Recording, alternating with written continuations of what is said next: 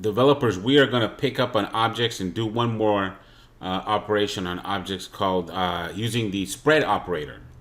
So what I want to do is I want to actually just continue to work with this address object that we've been working with for the past files and open up the 25 spread file. Open up the 25 spread file, and I'm going to throw in this object called address. All right. The object has an address at the top here, and then home. Let me open this guy up in live server and prepare to set up my little side-by-side environment. There we go. All right. So the spread operator is an operator. Is basically an operator that's used to conveniently copy an object, right? But it copies it in a particular way. All right, so let me focus first on, let me get rid of home, just to clear the screen a little bit. So I have my address. And so here's my address. If I wanted to make a copy, let's review. If I do this by simply saying, hey, I have a new variable, and I'm going to point this new variable, I'm going to assign to this new variable address. What I do is I don't actually copy it. I don't have a second version of it. I just have a second pointer to the same object. That's not what I wanted. I wanted my own copy of it. So what I do is I surround this object in curly brackets, and I put 3 dots in front of it, right? And it's this 3 dots that are the spread operator. These 3 dots right here. Here are the 3 dots. These 3 dots are what is called the spread operator. What does the spread operator do? Is that it takes the properties, and it's the first level properties of this object, and it makes it a copy. It makes a copy of it. So now it does actually copy it. So that's really convenient, right? So there's my copy of an address. Let me rename this to address copy, and let me bring back home. And let's see what this is going to look like before I continue. This is going to get a little bit, the pointers are going to get a little cross right here. All right, so there's my address. It's the original address over here in the top right. My address copy that we see, let me bring my pen out here so that I can make sure that you're seeing what I'm looking at. My original address is here, right? It's the original address because I see that my address variable is pointing to it. It is also the address that is pointed to by the mailing address, right? So here's this dude right there.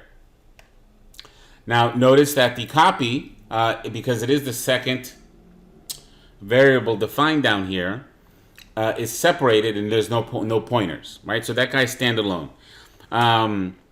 Seeing that, I realize that I can probably make this look a little bit more friendly by simply making sure that I copy it last. Oh, what happened to my copy?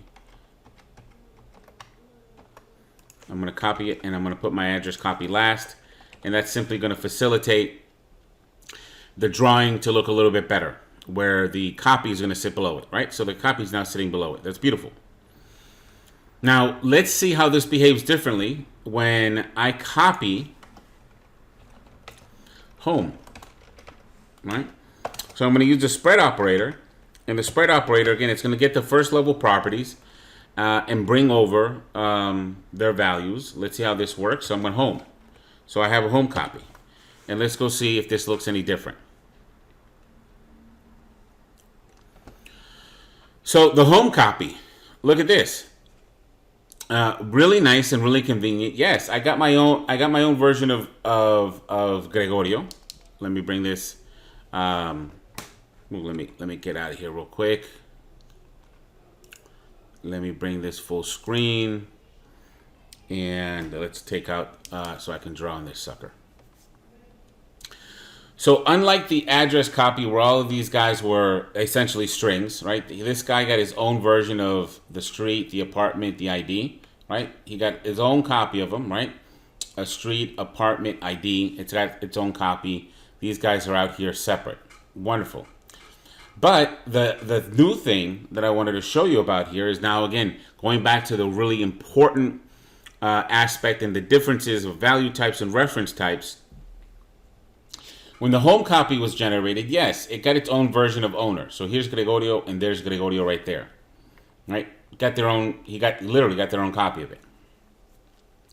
But because mailing address and shipping address, because these two were reference types, what it did was it copied the pointer to the objects that these properties were pointed to, right?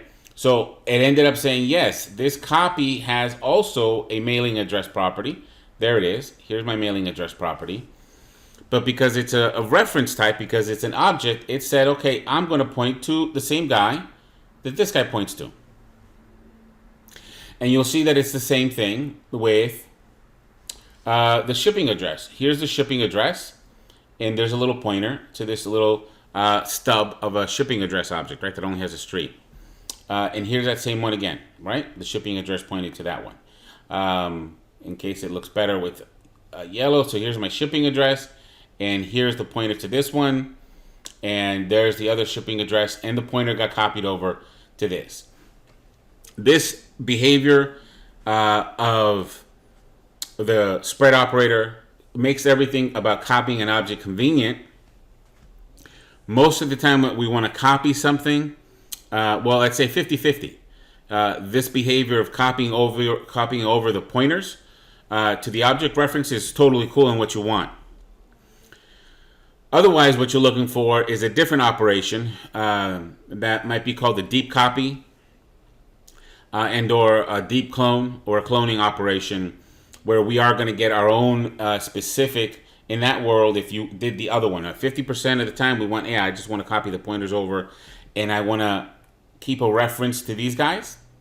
Some other times that's not appropriate. Some other times we actually do want our own versions, and this guy will end up getting pointed to two separate objects down here.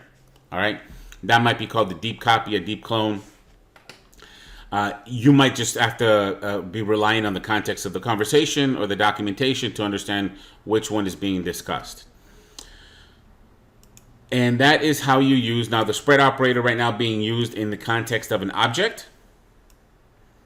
You're going to see this, especially if you go into the world of React. This is super important. But we will also see the spread operator when we talk about arrays, because arrays are going to be copied in a very similar manner as well.